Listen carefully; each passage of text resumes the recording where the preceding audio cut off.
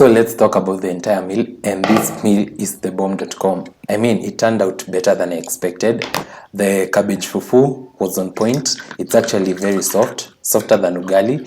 And the okra, wow, the sliminess, the munyororokos, I definitely enjoyed it. Am I trying out this recipe again? Of course, yes. I'm trying it again and again and again because this recipe is the bomb.com. Just try it and let me know how it goes for you. As for me, it's a bye-bye. For my side, don't forget to like, comment, share, and subscribe if you haven't, and I'll see you on my next one. Bye.